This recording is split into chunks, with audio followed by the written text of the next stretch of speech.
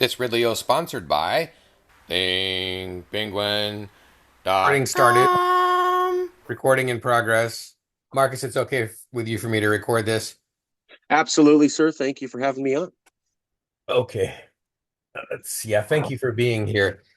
The This is what should this? Oh, this is just a Ridley Report. This is just a standard Ridley Report podcast, I guess.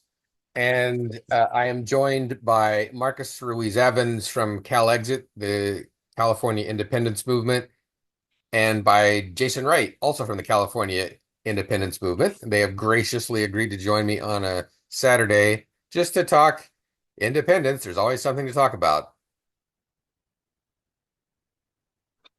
Especially these days. Yes. For the uninitiated, I'm Dave Ridley from RidleyReport.com in Winchester, New Hampshire.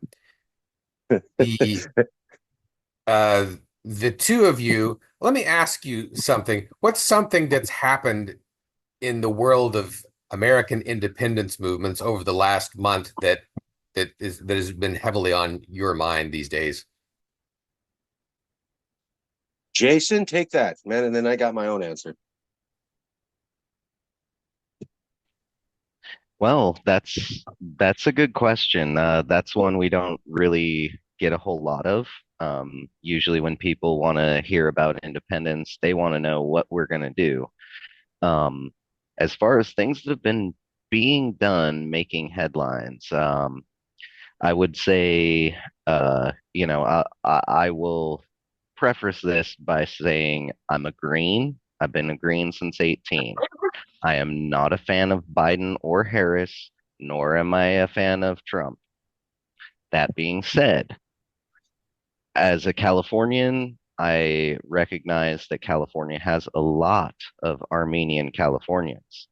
And we have always, as a organization and a movement, supported self-determination, the fundamental human right to self-determination. And we have supported ARTSOC because of this support for the fundamental right. Donald Trump just recently called out the Biden and Harris administration for their lack of care, concern, um, doing anything when it came to ARTSOC versus Azerbaijan and Turkey. I'm And sorry, Jason. I'm sorry to interrupt you. What is ARTSOC? Artsakh, also known on the Azeri side as Nagorno-Karabakh, um, was an enclave that was disputed during the USSR days, and Armenia, Azerbaijan, they were all part of the USSR, and so the USSR, to try to solve this feud, created an enclave just outside of the borders of Armenia, within the borders of Azerbaijan, and it's mostly ethnically Armenian. And, like Armenian churches from centuries ago, like the whole nine yards. So they thought that this would solve the conflict, and obviously it didn't. It rose up again and again and again, and over the last few years, actually, the enclave was lost to Armenians, and the remaining Armenians there fled. You mean They it was took lost? whatever. It was lost. You mean it was lost to the Azeris? Yeah, Yeah, you the said Azeris Armenians. Yeah, finally okay. took. Well, yeah, lost to the Armenians. Like they lost. My apologies. Yeah. Oh, the Armenians. uh, Armenians lost it to the Azerbaijanis, also known as the Azeris, correct? Correct. yes, yes. Okay. Yeah. Yeah. It's interesting that you bring that up because I was bringing something to the table today that's also a foreign, it's a completely offshore secession issue that was just so important. I felt like I had to talk about it. But yeah, I'll let you finish up because it was funny how it's like a synergy. Like we both came up with the same kind of thing for, for, to answer almost to answer different questions. Yeah. Well, and so just to cut to the point, Trump very rightfully called out the Biden and Harris administration for not doing anything. Even the Obama administration. I voted for Obama the first time around. He said he was going to close Guantanamo Bay, which is still open to this day. Um, no one in power in America seems to really care all that much because Armenia is a cultural ally and Armenians give a lot of money in politics in America, usually to the Dems, but not really so much anymore because they have horrifically failed to even pander. Like they couldn't even pretend to care. That's how bad it was. And he called them out on it. Unfortunately, Artsakh is no longer an Armenian enclave. So what can be done about it? I don't know. Maybe some legal international law, court stuff, but the time to do something would have been when it was going on, and the people to do it would have been the people in power. Um, and so the fact that they have readily failed the Armenian people of the world, and that includes a large chunk of them are American citizens. So they really proved that they do not care about Americans and American issues. Well, I have been. I mean, I haven't been. I wouldn't. I'm not an expert on the Nagorno-Karabakh crisis, but I have kind of loosely followed it since '92 or so. And I wasn't very impressed with the way the Armenians handled themselves at that early stage. But it seems like at this point they've been so retaliated against. I've heard that you can't even travel as an Armenian. Uh, but I'm drifting a little bit. The real question is, I think, related to us. Uh, how do we avoid this kind of thing happening to us? Because right, Armenia got some degree of independence for a small piece of territory compared to the large Armenian population. It wasn't really enough, but it was more than nothing, and there is an independent Armenia.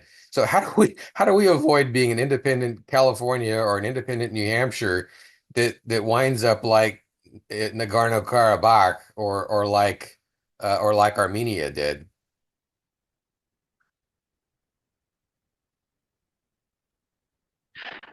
Well, I mean, there are some key differences that I think would prevent, say, California at least from becoming like Nagorno-Karabakh or Artsakh. Um, that's mainly one that we have a much larger population. Two, we have a much larger economic output. And three, we have a much larger territory. Um, Armenia is fairly sizable, but it's still not as big as California. They produce a lot. They have a lot of goods, a lot of agriculture, a lot of cultural goods. Still does not really compare to California. California is a powerhouse of the world's economic output. So like there are really only a couple other countries that are comparable. Um, and like, you get to include California with the United States' statistics, and the United States is up there in the top five. You take California out of the United States' statistics, California's in the top three, America's not even in the top 10. Um, Do, Funnily enough, they would be much closer to Armenia as far as production. Can I take a Mark, shot at Mark, that? I'm yeah, sorry. do you have any suggested solutions, Marcus? No, I just want to answer. Well, just how is California and New Hampshire independence going to be different than what happened with Artsakh? because ours is going to be fully legal. So we have told everybody to use the legal system here in America to get permission from the Congress to go, as allowed by Texas versus White, the only Supreme Court case to talk about this. There was no legal path for ARTSOC. California alone, which is why Jason and I and many other Californians are so passionate about it, was like one of two places to recognize ARTSOC. So we actually have a legal process here. They didn't really have a legal process there. Azerbaijan teamed up with Iran and Turkey or something like that to illegally invade them. So there wasn't ever an agreement. And that's one way that New Hampshire and California independence and other states. We're going to be sending Jason to Tennessee here, or Kentucky here in about a month, to go work with other independence activists in the area and help them get going. We're looking at about 1/5 of American states looking at seceding from our first summit going into our second summit. And the reason that everybody's going to be safe to do that is that there is a legal path to secession here in America. It's called Texas versus White. Only Supreme Court case on secession, happened after the Civil War, which makes it legal precedent under American legal system based upon stare decisis or case law. And in it, although not acknowledged popularly and widely misinformed to the public, it says you can secede through consent of the state. That was seen by Salmon Chase, who was personally appointed by Abraham Lincoln. Abraham Lincoln, who personally said in his first inaugural address, it's either the first or the second, that if the public had ordered him to allow southern states to leave, then he would have allowed them to left and there never would have been a civil war. Lincoln said it himself. You'll never hear that in the popular press, and you'll never hear consent to the states acknowledged by legal professors in the popular press. But we here at NHexit were able to get 3 separate California attorneys general, as Jason constantly points out to me, to approve this. And then we finally browbeat a top constitutional scholar in California to admit it. But it's not well known. There's some sort of effort to make sure that American people are in the dark about it, but it is there. And that's not something they really have in ARTSOC. But that's also why we're trying to do these summits. The fact is that ARTSOC was a travesty. It was ethnic cleansing. It was genocide. Churches blown up, people removed because of their ethnic and religious heritage. That's disgusting. America said nothing, right? The UN said basically nothing. NATO said nothing at all. Good NATO, right? All these loving democracy countries, the UK couldn't say anything. So what we found, and this is the reason why we're doing this summit, little independence movements around the world, the United Nations and the international media is not designed to give a concern about them. And so that's why you won't see them mentioned. I sent you a link. I know we can't share it, but on our website, calexitnow.org, that's calexitnow.org, calexitnow.org, we have an article called All the Independence Movements Around in America and Around the Globe. And there's I don't know, Jason has the exact number, like 65 or something. What we found with our brief amount of research is that there's a lot of people who are being treated horribly, who have conditions and reasons to become independents, and they can't go to the United Nations or the international media because basically the entire system is designed to support existing recognized nations. And if you're thinking you're going to leave one of those, there really is no place for you to go, and nobody wants to hear you. And that's why we found out that our first summit was so successful, and why we've already been getting a lot of response, multiple parties in Catalonia. I think Jason recently made contact with Western Togoland. We're also trying to reach out to, West Papua New Guinea, Afar, Tigray. We've got what is it? Cantonia, the Hong Kong movement, the Cantonese movement. Yeah. Yeah, here I've got a short list of some of them right here. Ask the people of the Isle of Man, the Mapuche and Walampao. So I'm sorry I'm sorry to interrupt, but for the listeners who aren't sure what we're talking about, CalExit hosted a successful electronic summit in, I guess, September of 2024, and we had we had, if I recall correctly, three independence movements from outside the United States that joined us, but it was mostly U.S. independence movements. And now what you're saying is that it's likely we're going to be having a larger number of international independence movements joining the upcoming CalExit summit, which is when? February 2020. It's going to, yeah, yep, Yeah, so February February February of 20. 2025. So Okay. it's about 4 months away. Okay, yeah, and thank you again for hosting that one in 24. Yeah, because it's just so secession is just so much fun to talk about. It gets people so excited whether they're for it or against it. Yeah, but in response to something you were saying, Marcus, you mentioned, how Texas, how, if you do it through the legal process, recognizing Texas versus white, uh, then it's I was at an NHexit outreach booth the other day, and a guy was, sort of interrogating me about how this is going to work and everything. And one thing I told him was, obviously, since you were open-minded enough to actually stop at the booth and ask us nasty questions, but Been there. there is no way we're going to have independence. If we have a successful vote for independence, that will be long after you're on our side, right?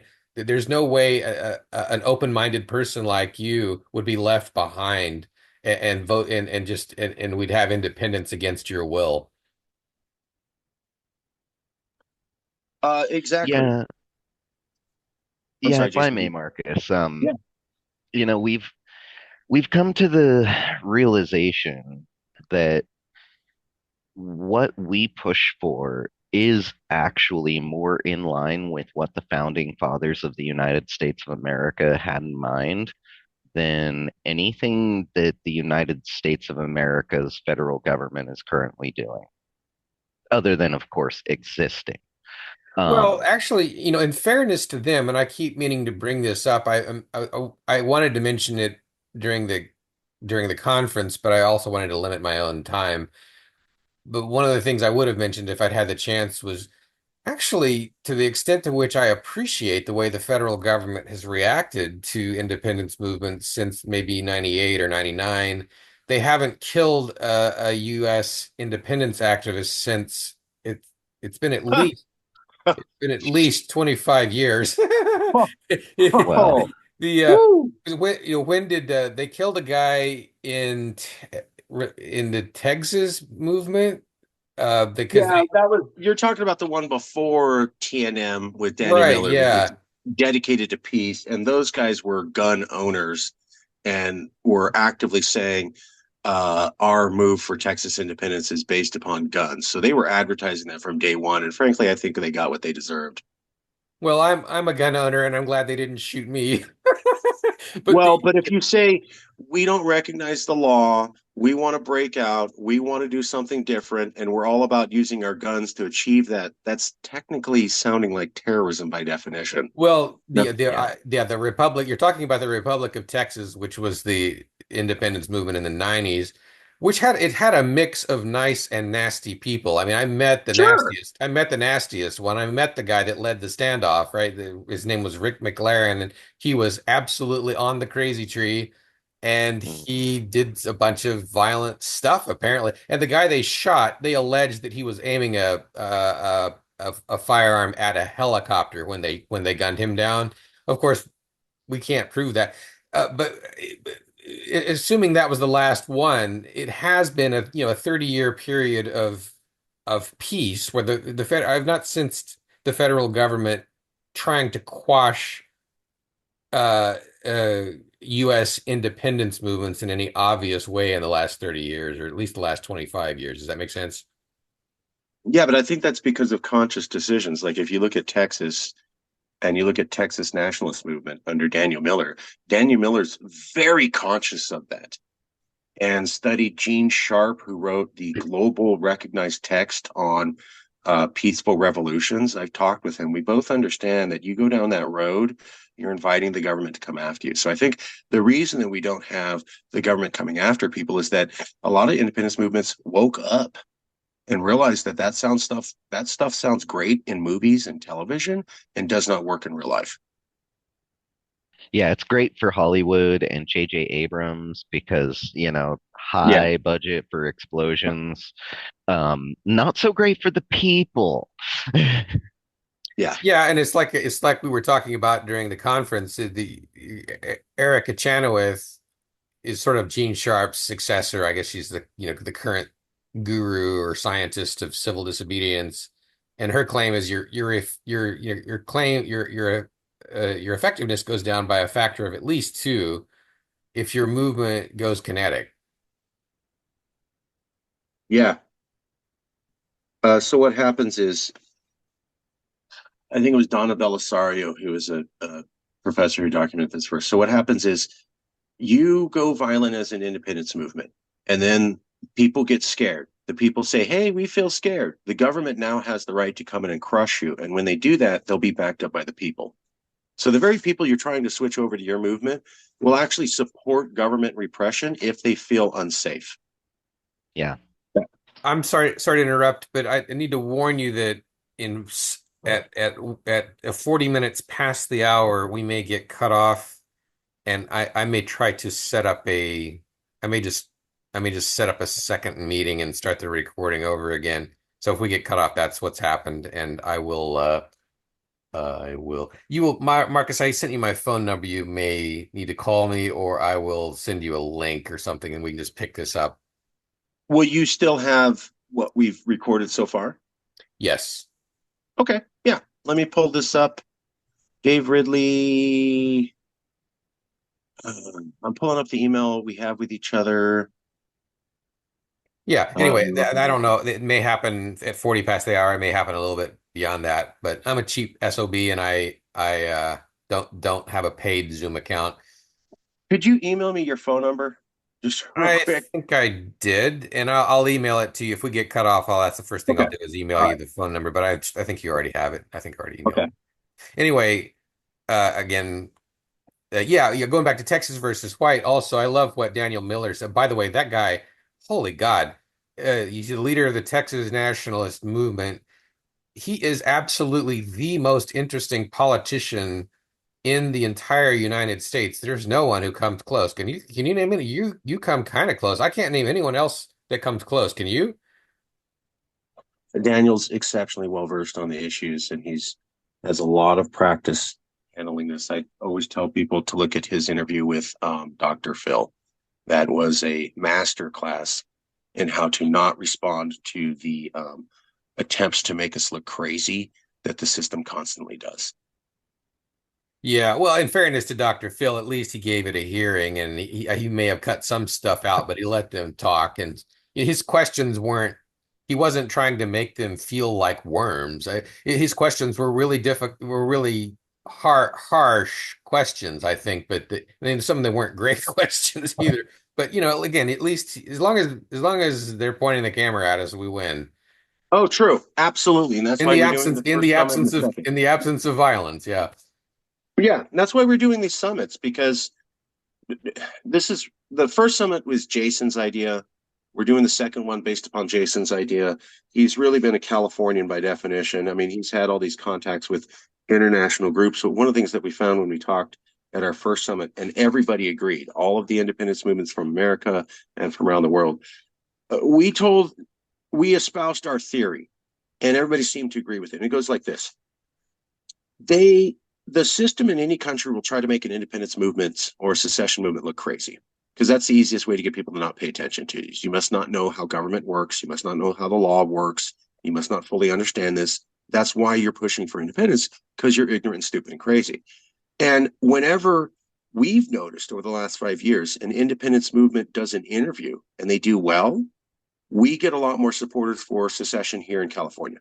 So whenever anybody in any independence movements anywhere in America or in the world seems sane and rational, it raises the profile of everybody talking about independence in their different movements, We've had 4 or 5 bumps of interest in NHexit after Daniel or somebody in TNM did a reasonable interview online. We've seen the effect.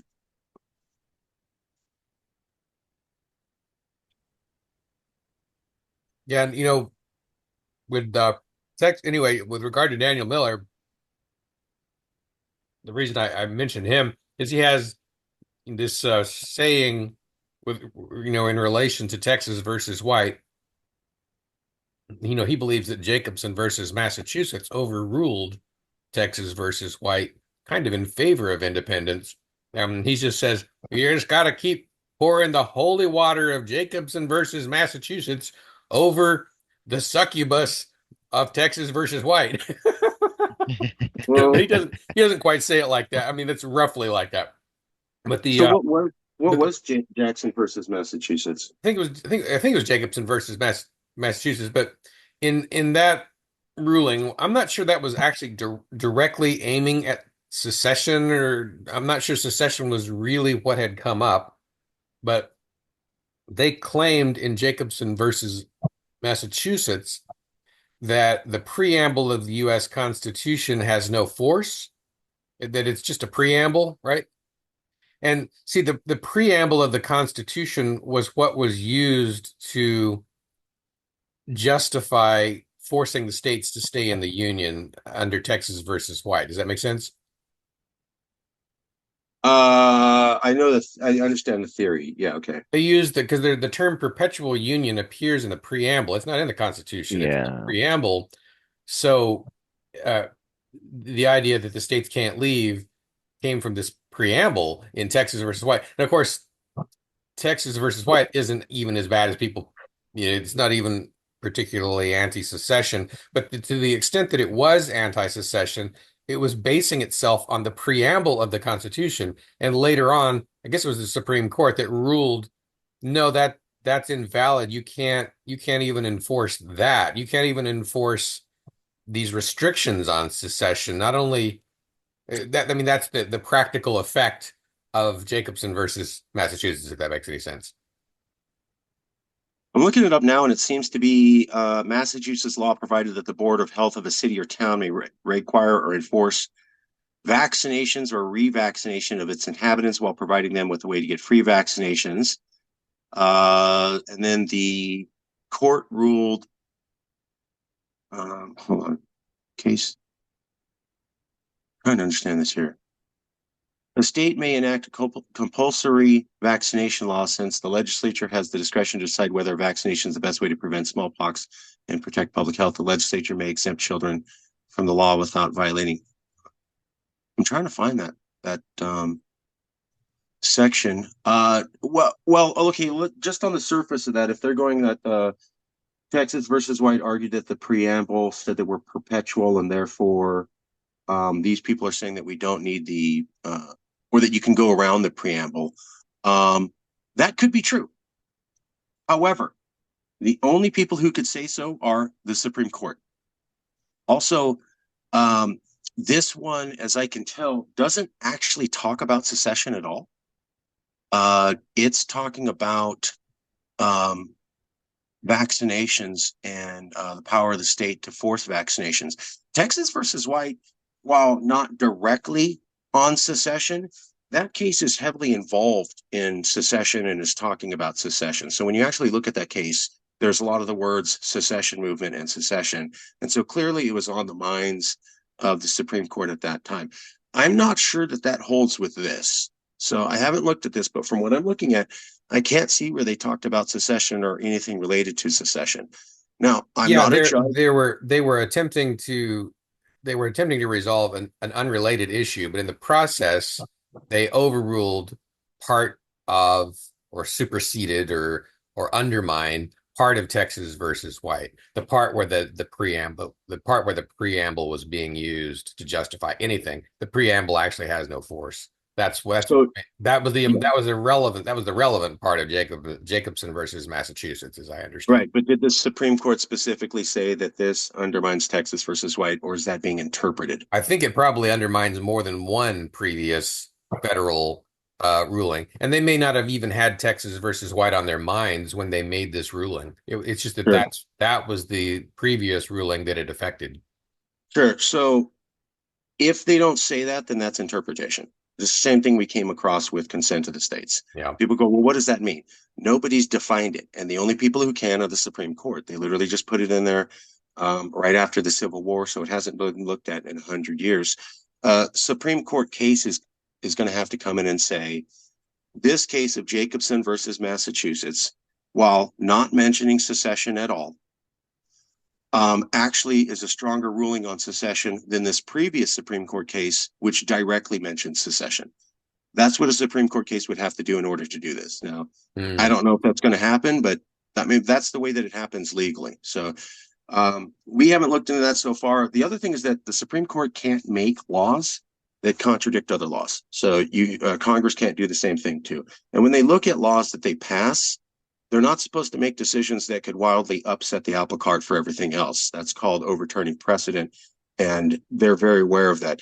If they did not say that we're overturning precedent, maybe they weren't thinking that they did, because usually when they are overturning precedent, they mean to do so, and people talk about that. And so are we seeing the Supreme Court in their dissenting opinion, or other lawyers at the time around 1905 that the Jacobson versus Massachusetts case was decided, who were saying this is overturning precedent? Or was nobody saying that and they were only talking about health law? That will also be called into a question when a Supreme Court case actively finally decides on what is the final interpretation of the law. We go with Texas versus White because it's very clear. You get consent to the states, you can get out, period. End of story. That just has to be defined what consent means. Erwin Chemerinsky, that's Erwin Chemerinsky, who recently wrote a book on how America's coming close to a civil war and is the top constitutional scholar in California. He started 2 separate UC California law schools and was the dean of them. He said in a GQ article when NHexit was the biggest that a simple majority vote of Congress could be all that's required to meet the consent of the states ruling by Texas versus White. I'm going to go with the top constitutional legal scholar of California who started 2 different dean schools and is one of the few legal scholars in all of America to actually talk about Texas versus White. Yeah, it's like Frederick Douglass used to say, people are always complaining about the Constitution, but we could actually use it to our advantage. Why don't we do that? And that's how it is with Texas versus White. That's how we view it. And people are shocked. NHexit, before we got started, people said, you can't secede. It's illegal. There's no path. And we said, well, there's Texas versus White. Oh, well, it doesn't mean that. So then we filed the initiative and we had 3 separate, I'm going to get this right, Jason, California attorneys general. One of them, Kathleen Keenely, the other, Javier Becerra, who works for the Biden administration for the last 4 years. And the other one is called Kamala Harris. You may have heard of her. She personally approved of our initiative that cited Texas versus White and said you could secede with consent to the states. So that's 3 separate people. One of them works in the federal government now, and the other one's running for president. Yeah, good on her. The other thing is that if you think about it, people say, well, the government would never agree to it. The feds would never agree to it. But the Moscow government agreed to it with Estonia in 1991, if I recall correctly. They just let them all go. They had a simple agreement, I think, with Ukraine, Russia, and all the former Soviet republics. They just came together in a meeting and said, we're just going to let everybody go. It was completely peaceful. You also saw that in multiple other iterations. You don't have to have a horrible breakup. We think that California in particular will definitely get consent to the states. So I was watching a show called Kill Tony. It's a very popular comedy podcast out of Texas. I was watching an episode, and then all of a sudden, someone comes on the show, and it's a comedy show with comedians coming on and giving a minute of comedy. Well, someone comes on, and their minute of comedy is how Californians suck, and we ruin everything by coming to Texas, and we should never come there. And then the other day, I was watching another movie called Warlock, and it was from the 1990s. And In this movie, there's this guy and he looks like this witch from the 1500s, and he's in a taxi cab. And the taxi cab driver pulls him up, picks him up, puts him in his car, sees him, turns around and goes, "You must be from California." The guy dresses like a 1500s year witch, but in the 1990s, that's perceived as California. There's a lot of California hate. Watch the movies, watch television. We've done shows on it. Not Kevin Hart, the other guy, the other Kevin did a race car show on Netflix where they made fun of California as being the not America. If you look at the Republican Party, they've had two national conventions recently where they held up California as the example of not America. You can type in patriotic surveys of California, and there's different surveys going back 10 to 15 years showing that Americans think California is not really American and the opposite of America. We think when you add that up, decades of people across America, literal decades, and routine hate, and why do you need to be here, Californians, across multiple red states, and one of two national parties has framed their entire party as saying this one state out of 50 is the example of what not to be in America. That's not love, brother. We think we can get votes out real easy if you look at all that. And that is only for Cali, by the way. I'm sorry to interrupt you, Marcus. I just program note here. We'll run out of time in 2 minutes. So I think we've had enough. We got well past what I was expecting. So I will not start a second meeting. And we have 2 minutes to go. I thank you both for joining us, and I'll give the floor back to you if you guys have any last minute things you wanted to add. Jason, take it away. Yeah, not all that long ago in our human history, some people got together and they wrote out some words. And they chose these words very specifically because of what they mean. And these words were, when in the course of human events, it becomes necessary for one people to dissolve the political bands which have connected them with another, and to assume among the powers of the earth the separate and equal station to which the laws of nature and of nature's God entitle them. A decent respect to the opinions of mankind requires that they should declare the causes which impel them to separation. So basically, impel, not propel, right? They chose these words very specifically. The inner drive, not the outer force pushing. We are at a breaking point in American society 30 where seconds. we need to come back. We need to come back to what it started as, a bunch of people getting together, recognizing that things are broken, that they're not serving the people, and that the people deserve better. Viva todos Californios.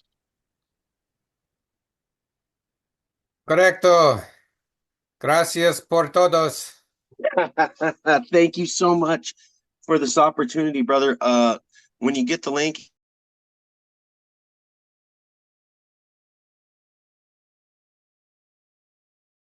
Do you value your privacy?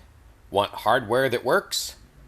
Get Linux at New Hampshire's very own penguin.com.